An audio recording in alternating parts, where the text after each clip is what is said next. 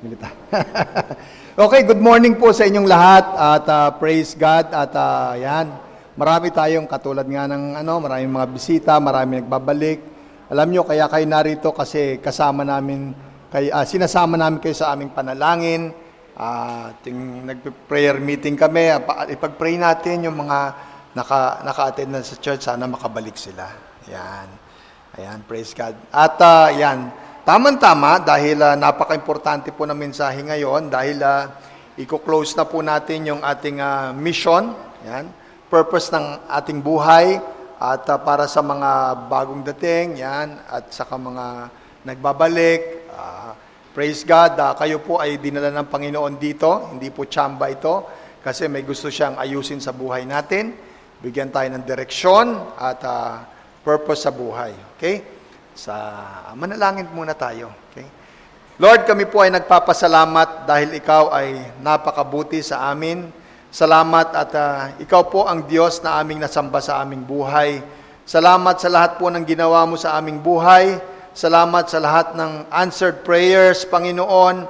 Salamat sa lahat ng protection mo, sa provision mo sa amin, Panginoon. Maraming salamat. Salamat po at masigla po kami, malakas po kami, meron po kami pinagkakakitaan. Lord, maraming salamat sa iyo. At Lord, hindi po kami mabubuhay sa mundong ito kung wala ka sa puso namin, Panginoon. Pagpalain mo po muli kami, makikinig kami ng salita mo, magbigay ito ng strength sa amin, magbigay ng pagkaing spiritual, upang Lord, patuloy kaming humarap sa buhay, Panginoon. Dahil Lord, kung wala ka, hindi namin makakayanan harapin ang mga pagsubok sa buhay namin, Panginoon. Salamat po sa mga bisitang dinala mo, sa mga, Lord, matagal nang nawala at bumalik. Lord, alam ko, Ikaw po ang nag-convince sa kanila na bumalik dito, Panginoon.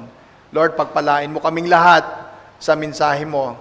Naway, Lord, magbigay ito ng inspirasyon sa amin at encouragement sa aming buhay na patuloy po kaming maglingkod sa iyo, Panginoon.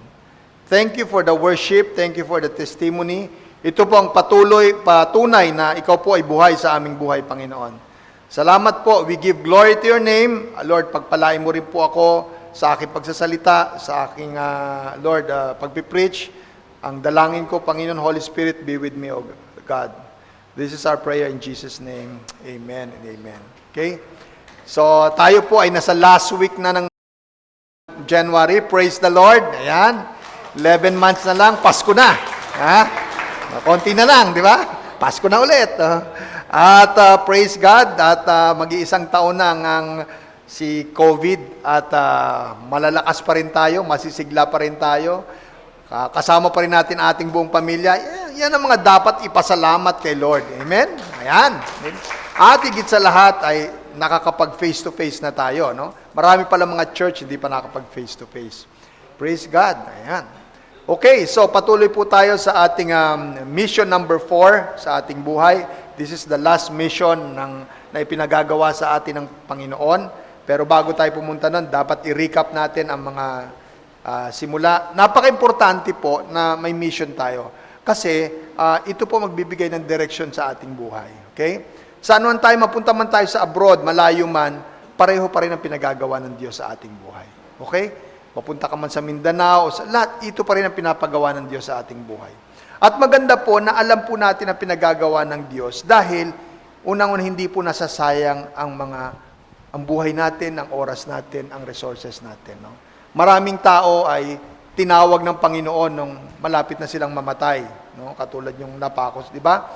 So, ibig sabihin, although saved siya, pero sayang, no? Yung buong buhay niya, hindi niya na paglingkuran ng Panginoon. Di ba? So, ngayon, mapalad po kayo dahil ngayon pa lang, no? At an early age, alam niyo na ang gagawin niyo sa buhay. So, napaka-importante yung purpose natin sa buhay. Wala pong nasasayang. Pangalawa, kapag ginawa mo ang purpose mo sa buhay, may reward ka sa Panginoon pagdating mo sa langit. Di ba? Yun ang pinakamaganda. Amen? So, purpose, no? Purpose. So, ang mission natin sa buhay, unang-una, we want to be a member of His family. Yo? Kaya, meron tayong church na ganito, member ng mga believers ng Panginoon. No? Hindi po pumasok ka sa isang relihiyon. Hindi po, ibig sabihin, kasama ka sa isang mga mananampalataya sa Panginoon. para maging committed tayo sa isa't isa, magtulungan tayo, ayan, nagiging masaya tayo kapag may pinagpapala, nalulungkot tayo kapag may mga pagsubok na pinagdadaanan ng bawat isa. No? Committed tayo sa isa't isa. No? Kaya nga pag may prayer meeting, inaalala natin, sino ba may sakit, sino ba ipag-pray natin. Ayan ha? Amen. At dahil sa dito, nagsasama-sama tayo, member ng isang family, nag-grow tayo, natututo tayo sa mga testimony ng bawat isa. At ang huli, ito maganda, no? Naiiwasan natin yung pagbabackslide, no? Alam mo yung nanlalamig sa Panginoon, hindi mo na nakikita, di ba? Tapos hindi na sumasama sa mga online Bible studies, hindi mo na nakikita, nanlalamig na yun eh. So kailangan meron talagang magkukulit sa Kanya para makabalik siya sa Panginoon. Yun ang importante. We want to be, God wants us to be a member of His family. So number 2, God wants us to be a model of His character. No? Gusto ng Panginoon na pag nakilala natin siya, mag-grow tayo sa ating pananampalataya. No? Mag-grow tayo sa ating pananampalataya. Sa pamamagitan ng, syempre, pagbabasa ng Bible, paka-importante yan. No? Nagbabasa tayo ng Bible, pag-a-attend ng church, no? Kasi yun nga, kanina, nag-grow tayo kapag may mga taong nakakasama tayo sa church na nanampalataya, doon natin napapakita yung love one another, forgive one another. Yan. Lahat ng one another nandun na. Dahil sa one another, tayo po ay nag-grow. Nag-grow tayo sa mga circumstansya ng buhay, sa mga pagsubok na binibigay ng Panginoon, nag-grow din tayo doon. Ha? Hindi po yung parusa, kundi paraan ng Panginoon para tayo po mag-grow. No? Pangatlo, God wants us to be a minister of His grace. No? Yun ang huli natin. Ano? Gusto ng Panginoon, gamitin natin yung spiritual gift. No? Yung gift natin, ano ba spiritual gift natin? May mga gift ng encouragement, yan, na magaling ka mag-encourage. May gift na nagpe-pray, yan. Ayan. Oh, by the way, o nga pala, napunta tayo sa prayer. Ano muna tayo? Sa bawat envelope nyo, merong prayer request doon. Sana may magbigay ng mga ballpen dyan. Charlotte, maghanap ka ng maraming ballpen doon. Maghanap ka ng ballpen. Kailangan, mamaya, isulatan nyo yung mga prayer request nyo, at saka answered prayer. Dahil ilalagay natin sa isang box yan at magkakaroon tayo ng isang prayer team para ipagpipray lang yung mga prayer request nyo. Bago yun, di ba? Okay, so yan, medyo maganda kasi may nag-suggest. Maganda nga naman yun. Okay? Prayer. Nasaan na ba ako? Minister of His grace, no? Ability. At yung pangatlo ay yung mga experience natin sa buhay na hindi maganda, may purpose si Lord. Kasi yun ang paraan para ma-share natin yung experience natin hindi maganda sa ibang tao para matuto din sila. Okay? Yun. Pang-apat, which is the last, God wants to be a messenger of His love. No? Gusto ng Panginoon ibahagi natin yung pagmamahal niya sa tao sa pamamagitan ng pag-share. Yan. Ito, Master and Sister Eva, to pag-share ng gospel. Okay? So ito pong purpose natin. 4 na, final na, purpose ng ating buhay. Pero gusto kong ipakita muna sa inyo ang mission ng ating church. Okay? Ano bang mission ng ating church? Kasi, bakit ba may friends in Christ? Okay? Bakit ba may friends in Christ? Okay? Ito po, kung hindi nyo napapansin, nakasulat po sa babayan. Bago kayo umakyat, may mission ng church. So, ganun din po, bakit po may mission ng church? Para yung church hindi naliligaw. Hindi yung puro programa na lang, puro enjoy-enjoy na lang, di ba? Puro sermon na lang, o puro pagalit na lang. Dapat ang church meron ding direction sa buhay. Okay? Ito pong sermon, ito pong mission ng ating church, ng Friends in Christ, it's to glorify God. No? Para itaas ang pangalan ng Panginoon. No? Para purihin ng Panginoon, pasalamatan ng Panginoon. No? Itaas ang Panginoon sa buhay natin sa pamagitan ng 4. Okay? Ano yon? By gathering together in fellowship. Wow. No?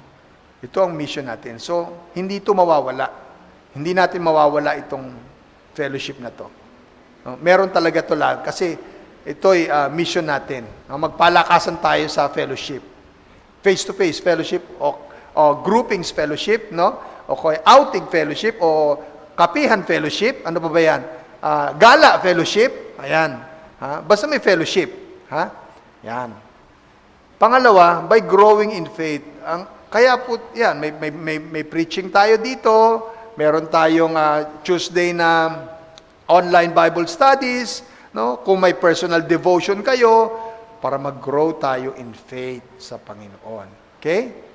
At pangatlo, by giving our lives to the ministry, ayan, tumulong tayo sa tao, o tumulong tayo sa church, tumulong tayo sa kapwa, gamitin natin yung anong meron tayo, kung meron tayong talento, kopera, o passion sa buhay, tumulong tayo sa tao nangangailangan. At ang pang-apat, by going and bringing people to Jesus. Okay? Kailangan yung mga unbelievers ay makilala nila ang Panginoon. Mapapansin nyo, hawig po ito, ang mission ng church ay pareho rin ang purpose natin sa buhay. Nakita nyo? Pare-pareho. Parehong-pareho siya. Parehong-pareho. Okay? Walang pinagkaiba. So sinimulan lang natin ito sa purpose natin sa buhay at yan din ang purpose ng church. 4 lang yan. No? Pag yan nagawa mo sa buhay mo, makabuluhan po ang buhay mo. No? At talagang pinag-pray ko yan na ito po sa January, yan po ang tatalakayin natin. No? Na maalala natin ang mission ng buhay natin, pareho rin po ng mission ng ating church. Na kailangan natin ng fellowship, kailangan natin discipleship, kailangan natin ng ministry, at kailangan natin mag-witness for Jesus Christ.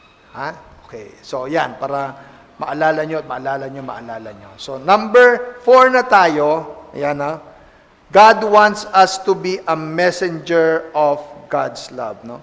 Okay, sa Acts chapter 20, verse 24, meron ka ba niyang nasusulat? Nasusulat ba yan? So, however, sabi niyo po, I consider my life worth nothing to me. No? Wala nang kwentang buhay ko.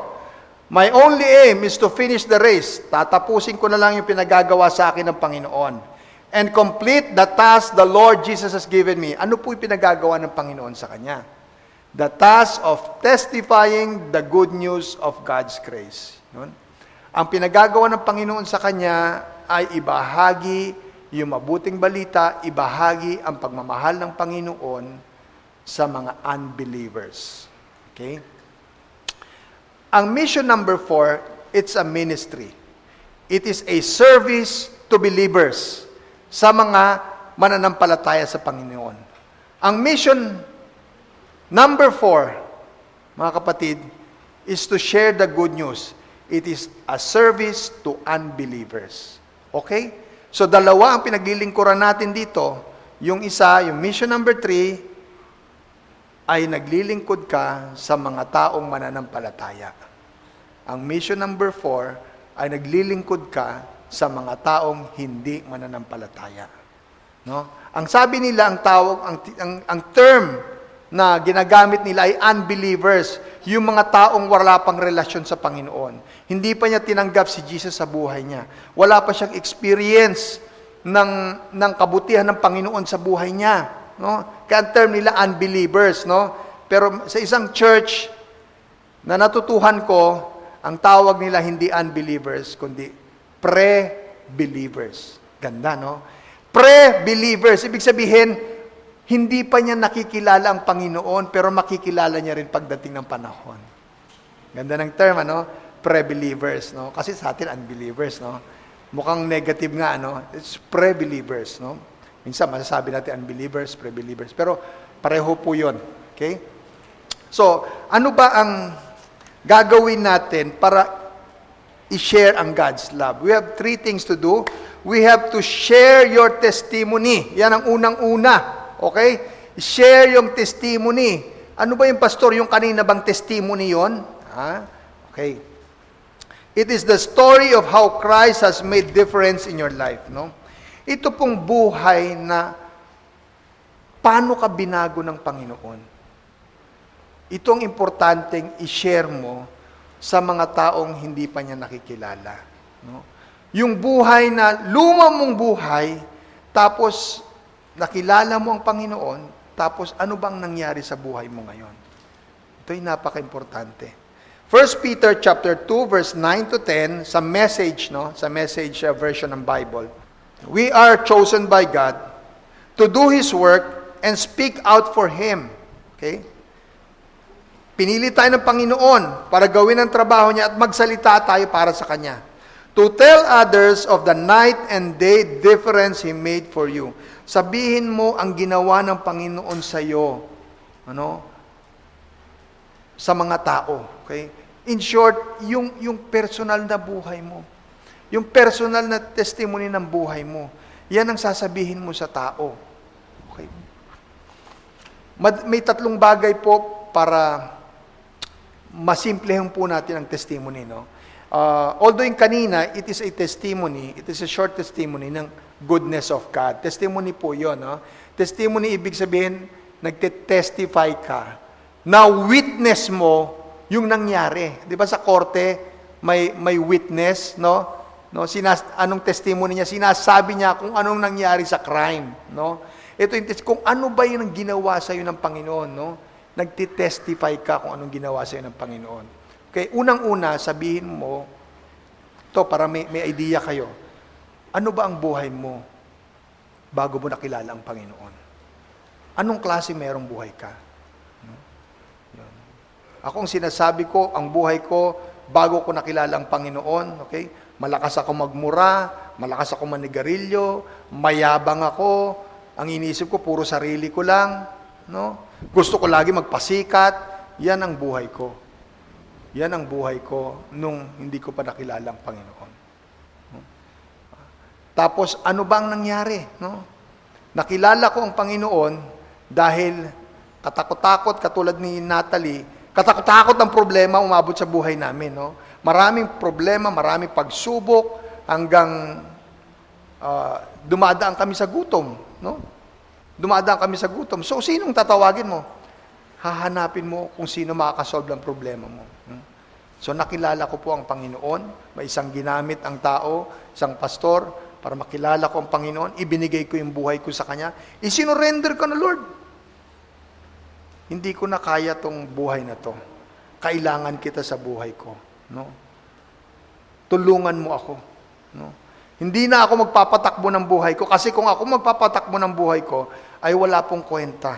Masisira lang. Gusto ko ikaw magpatakbo ng buhay ko. Ikaw maghari sa puso ko, no? Lord, surrender na ako. Mula ngayon, ikaw na magpatakbo ng buhay ko. That is how I committed my life to Christ. Pagkatapos, anong nangyari? Hindi naman biglaan yon na nababago mo yung isip mo. Kumbaga, dahan-dahan na nagmumura, ay, masama pala magmura. Maninigarilyo, ay, tanggalin ko na itong paninigarilyo unti-unti. Lord, tulungan mo nga ako matanggal to, paninigarilyo na to. Magsasabi, ay, mayabang pala ang dating ko. Brad, sabihin mo nga ako pag medyo mayabang ang dating ko. Ha? Tapikin mo ko kung medyo mayabang na ako. Tapikin mo ko kung napapamura ako. So, unti-unti, binabago ng Panginoon. And that is personal testimony na sinishare mo sa mga unbelievers. Para makilala nila, na buhay ang Diyos. Na kung binago ka ng Diyos, pwede rin silang baguhin ng Diyos. At ang personal testimony, napaka-powerful po ng person. Unang-una, ito ay unique. No? Yung testimony ng buhay ko, wala makakagaya. No? Kahit sino iba, unique ang buhay ko. At dahil unique, hindi boring, pakikinggan ka ng tao. No? Alam nyo ba, ang personal testimony is more powerful than a sermon? Ha? Maaaring sabihin ko lahat ng purpose natin sa apat na purpose ng buhay natin, lalagay ko dyan. Malilimutan nyo yun. Pero yung kwento ng buhay ko, na i-share ko sa kanyo, hindi nyo malilimutan. That is how powerful yung personal testimony ng buhay natin. Kasi maraming makaka-relate eh. Makaka-relate sa buhay mo. Pag sinabi kong ako, mayabang ako nung araw, parang ako yun ah. Pag sinabi kong, ako yung problema ko, hindi ko matanggal yung bisyo ko, parang ako yun ah. So the personal testimony, very powerful, na nakaka-relate sa bawat isa. No? Kaya napaka-importante po yung testimony ng buhay mo. No? Kung ako sa inyo, ayusin nyo. I-recall mo, tapos paano mo tapos paano ka na ngayon, para pagdating ng panahon na kailangan tumayo ka sa harap, ready ka na para i-share mo yung personal na buhay mo. Very powerful po ang personal testimony.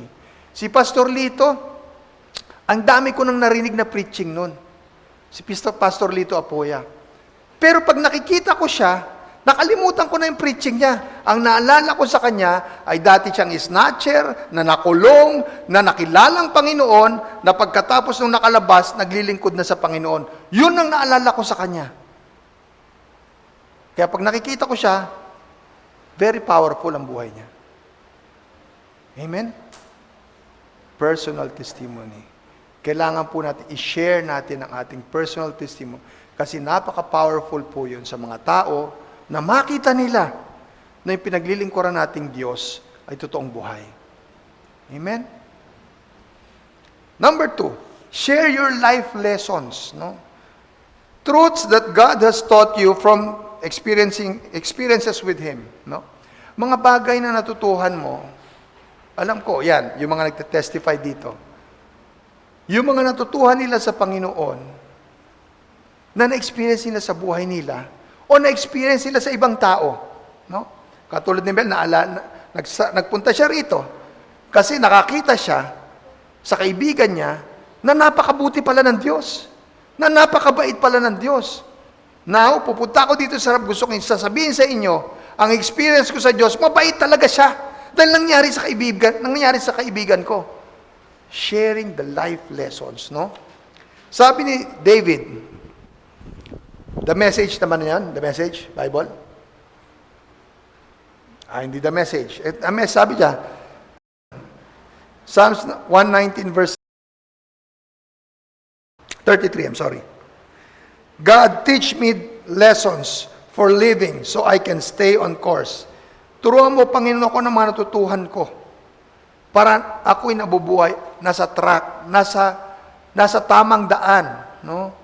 Yung mga lesson na tinuturo mo sa akin, no? Ituro mo para ako'y nasa tamang daan. No? Alam niyo, pinakamaganda po ay masusulat. Minsan nga, maganda ito na kapag meron kang libro o diary bang tawag doon, devotion na book, isulat mo doon lahat ng natutuhan mo sa Panginoon. Isulat mo doon para hindi mo malilimutan. Marami pong experience ang tao nung araw na isinulat at nagagamit natin ngayon. Ang Book of Proverbs at ang Book of Ecclesiastes ay lahat yan ay mga experience po ng tao na ikinumpile at isinulat ni Solomon. Okay? Maaaring hindi niya experience yan, pero experience ng ibang tao. Pero sinulat niya yan at kinumpile niya. At ngayon po ay nagagamit natin. Okay? So napaka-importante po na isulat kung ano po ang natutuhan natin sa Panginoon. Okay? What has God taught you from failure? Ano bang natutuhan mo sa Panginoon? Pag nag-fail ka. Alam nyo, nung isang final exam namin sa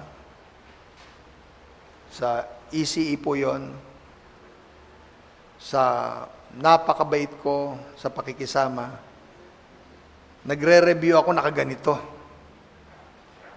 Dahil yung sa likod ko gusto kong pakopyahin. Nahuli kami. Suryano! Patay. Yari na. Kinuha ang papel ko. Siniro ako sa final exam at hindi ko po makakalimutan yon. Siniro, pareho kaming zero ng final exam. Sabi ko mula ngayon, Panginoon, hindi ko nagagawin ito. May limitasyon ng pakikisama, may limitasyon ng pagtuturo. At yung natutuhan ko yon, itinuturo ko sa mga anak ko. sabi ko sa kanila, ganito, anak, kasi na-experience ko na yan. na 0 ako sa final exam. Kung gusto niyo magturo, huwag sa exam. Bago mag-exam, pwede magturo. Pero sa exam, huwag magtuturo. Failure, no? Natutuhan ko yon. Kailangan mag-fail. Kailangan masiro ka para matuto ka, no? What God has taught you from lack of money, no? Pag wala kang pera, anong natutuhan mo sa Panginoon? Simple lang. Ang magtiwala sa Kanya. Paggipit ka, anong natutuhan ko? Yung magtiwala sa Kanya. Okay, yung umiyak para sa Kanya. Yun ang natutuhan ko. What has God taught you from depression? Hindi ko man alam to, pero in case meron kayong depression, ang tinuturo ng Panginoon ay may purpose siya sa buhay mo. Huwag mong sasayangin ang buhay mo. Dahil ikaw ay ginawa ng Diyos na unique, nakakaiba sa ibang tao. Meron kang purpose, meron kang maiko-contribute ditong sa mundong ito. What has God taught you from illness? No? Kapag nagkakasakit, itong natutuhan ko sa Panginoon, God is in control. Kaya niyang pahabain ang buhay mo. Walang imposible sa Kanya. What I've learned from my family. No? Ito, dami ko natutuhan. Nung buhay pa ang nanay ko, ang laging sinasabi sa akin ng asawa ko, importante ang oras sa pamilya, importante ang oras sa atin, importante. Ako naman, wala akong iniisip. Sabi niya, labas dito. Dahil ako trabaho, lipad ng lipad. Oh, alam ko yan. Importante oras sa pamilya. Oh, lipad ka na naman, lipad. Oh, alam ko yan. No? Pero nung namatay po ang nanay ko, doon ko na-realize na napaka-importante ng oras sa pamilya. Sa mahal natin sa buhay, makausap natin sila, makabanding natin sila, no? Yung makabanding natin sila, nagkikwentuhan tayo, napaka-importante ng oras sa pamilya. Nung Sunday, nag-dinner kami, sabi ko sa mga anak ko, pwede ba pag Sunday, sabay-sabay tayo mag-dinner? Yan. Kahit hindi tayo magkikita ng ibang araw, basta Sunday, magdi-dinner tayo, sabay-sabay. No? Maganda pong gawain yun kasi, yun, natutuhan ko rin yun sa mga yung mga mayayamang tao na busy po sila, pero yung mga anak nila, pag Sunday, nagpupunta sa bahay nila, nagdi-dinner sila. No? Masarap din yung magandang matutuhan po yun.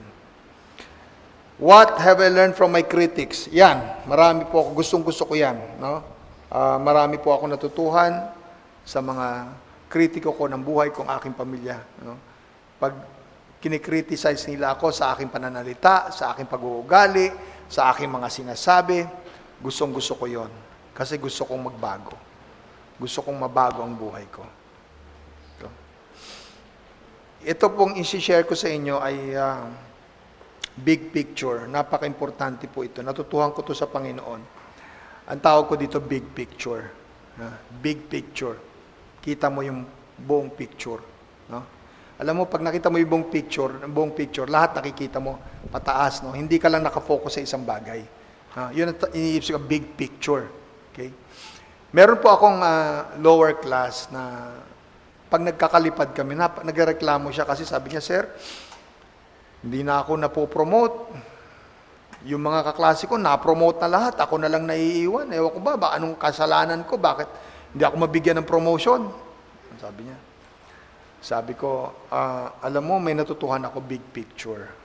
Kasi ang buhay po talaga sa pagpiloto ka, halos buong oras mo nandun no? Biyahe ka pa lang, isang oras na, tapos 2 hours before the flight, andun ka na, lilipad ka, tapos babiyahe ka ulit, tapos matutulog ka lang ng kaunti, lilipad. So yung buong buhay mo nandun na yon, no? So ang iniisip mo na lang, yung schedule mo, yung sweldo mo, yung pupuntahan mo, yung pagkain mo, halos buong buhay mo nandoon sa PAL, no? Sa PAL andun talaga.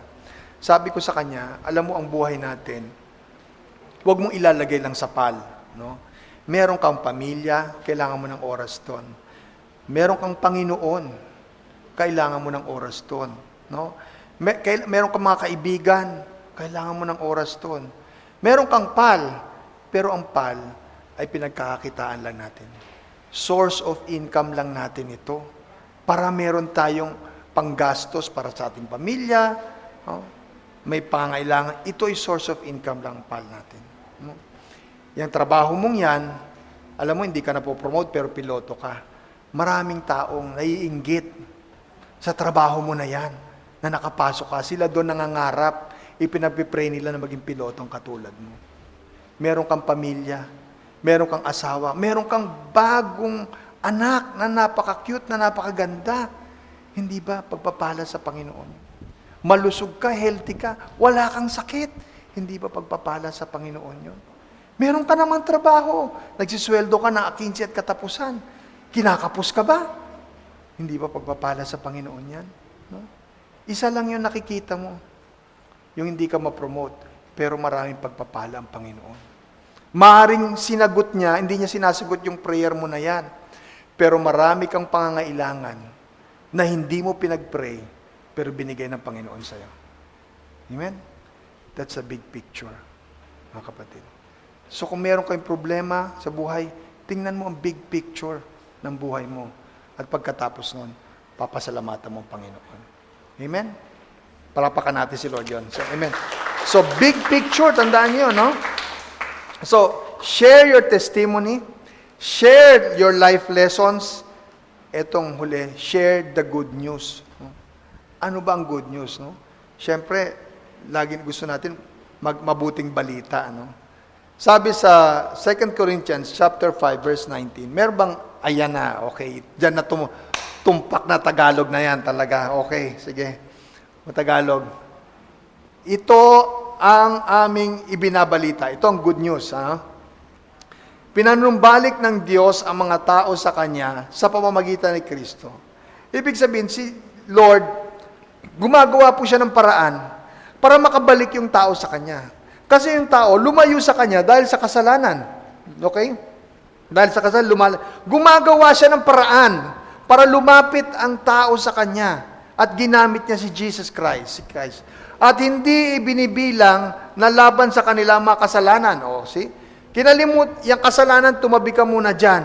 Gumagawa ako ng paraan para ang mga taong ito makalapit sa akin sa pamamagitan ni Kristo. Okay? At kami, sabi niya, si Paul, at kami ang kanyang ipinagkatiwalaan na nagpapahayag ng mensaheng ito. Okay? Tayo! Ang pinagkatiwalaang magpahayag ng mensaheng ito, ipahayag natin itong mensaheng ito. Ito ang good news, okay? Ito po ang good news na mensahe na ipapahayag natin sa mga kapatid natin, wala pa sa Panginoon. Ito ang good news, okay?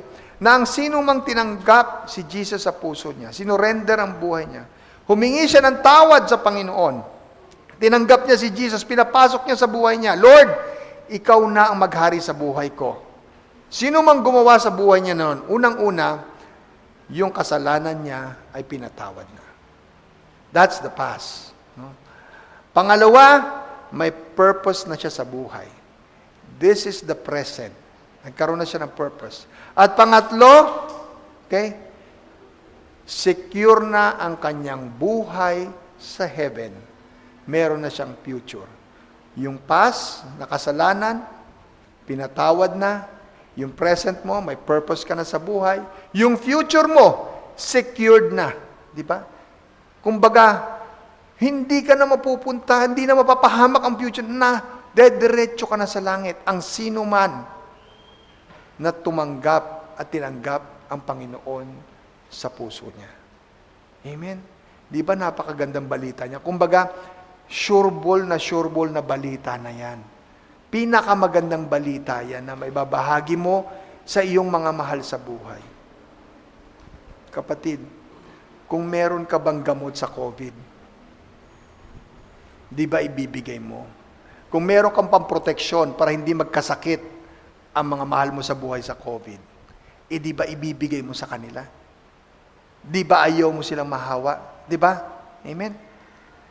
Ay kung meron kang kaibigan na ayaw mo mapunta sa impyerno, na gusto mo maayos ang buhay, di ba sasabihin mo itong magandang balita na to? Ito yun, ang magandang balita. Okay? So marami paraan para sabihin ng magandang balita. Okay? Unang-una, yung life testimony mo, maganda yon. Pangalawa, meron tayong John 3:16 na pwede natin gamitin. Romans 6:23, marami po riyan na pwedeng gamitin na verse, no? Meron pa kami noon mga The Bridge, may 4 spiritual laws, meron pa kaming evangelism, ang dami pong paraan na para ibahagi yung kabutihan ng Panginoon. Okay? Pero ang importante po, mga kapatid, na nakikita ko na para maging effective ka sa pagbabahagi ng magandang balita, kung mahal mo yung tao. Kung mahal mo yung mga taong nawawala. Na ganun din sila kamahal ng Panginoon. Yun po ang importante. Kasi kung wala kang pagmamahal sa mga taong nawawala, baliwala lahat ng natutuhan mo. Kailangan may pagmamahal ka. Ayaw mo silang mawala. Ayaw mo silang malayo sa Panginoon. Kaya masaya tayo, may mga bagong bisita. May masaya tayo na may nagbabalik dahil mahal mo sila. Practical ways, you invite, you pray. Ano pa ba? Libre mo sila sa pamasahe, sunduin mo sila. Ano pa? Maraming practical ways para ilapit sila sa Panginoon. Dalhin mo sila sa church, no? Bakit ba tayo nandito? Bakit ba tayo nagpapasweldo ng linggo? Bakit ba tayo nagbibigay ng allowance sa linggo? Kasi mahal namin kayo. Maaring iba ang purpose nyo pagpunta dito, pero mahal namin kayo. Gusto namin ipakita yung pagmamahal ng Diyos. Marinig nyo yung pagmamahal ng Diyos sa buhay nyo. Yun ang purpose nun. Wisdom lang ng Panginoon na ibigay ang sweldo, ibigay ang allowance sa linggo. Pero importante, makarating kayo dito. Marinig nyo ang salita ng Diyos na mahal niya kayo, na may purpose niya sa buhay nyo, at kailangan nyo isuko ang buhay niya sa inyo. Yun ang dahilan nun. Amen?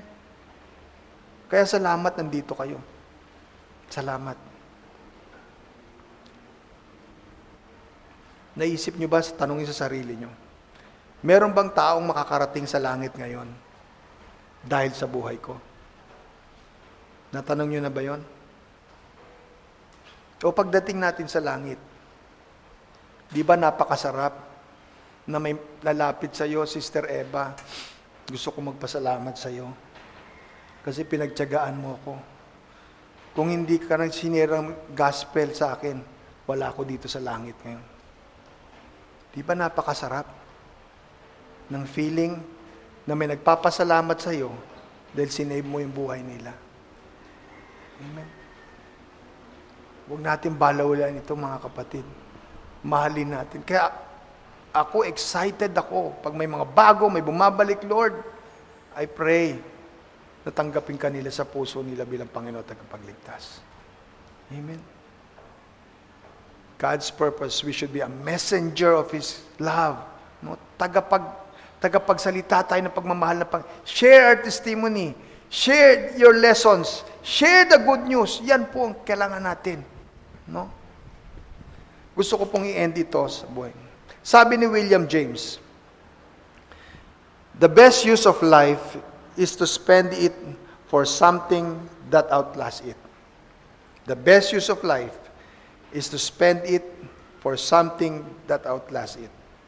Gamitin mo daw yung buhay mo sa mga bagay na hindi namamatay, na kahit wala ka na sa mundong ito, yung ginawa mo ay makabuluhan pa rin. Amen? And the truth is, only the kingdom of God will last forever. Ang kaharian lang ng Diyos, ang tatagal at eternal. Lahat ng bagay dito sa mundo, mawawala. Malalaos, masisira, mawawala. Kaya mga kapatid, kung tayo po ay nag-fellowship, nagdi-discipleship, nag-ministry, nag-witness, these are the things that will last forever. Ito po ang tumatagal. At dito natin ibuhos ang ating panahon. Amen? Si Pastor Danny, last year, namatay na siya at 60 years old. Pero nung bata pa siya at malakas pa siya, i-share niya yung magandang balita sa akin. Yung magandang balita na mahal ako ng Diyos at kailangan papasukin ko siya sa puso ko bilang Panginoon at tagapagligtas. Tinanggap ko ang magandang balita, isinare ko ang magandang balita sa aking pamilya, isinishare ko ito sa inyo, at isishare nyo yan sa kanyang mga anak pagdating ng panahon. Patay na si Pastor Danny, pero yung ginawa niya, buhay pa. It lasts forever. Kapatid. Amen? Palakpakan po natin pa. Tayo po ay tumayo po tayo.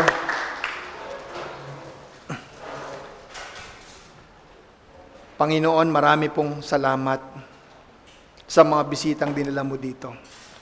God, ayusin mo po ang puso nila. Naway handa mo sila upang papasukin ka sa puso nila bilang kanilang Panginoon at tagapagligtas ng kanilang buhay. Kung sino man po sa inyo dito ang gustong papasukin ng Panginoon sa puso niya at tanggapin siya bilang Panginoon at tagapagligtas, kapatid, ito po ang pinakamagandang desisyon na gagawin mo sa buhay mo. Huwag kang mahiya at sumunod ka sa panalangin ko. Panginoong Hesus, tinatanggap kita sa puso ko bilang aking Panginoon at tagapagligtas. Patawarin mo po ako, Panginoon, sa aking mga kasalanan.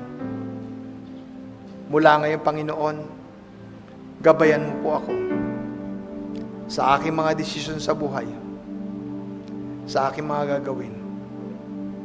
At ibinibigay ko po sa iyo ang aking buhay. Ikaw po ang masusunod mula ngayon. Ito pong aming dalangin sa pangalan ni Jesus. Amen.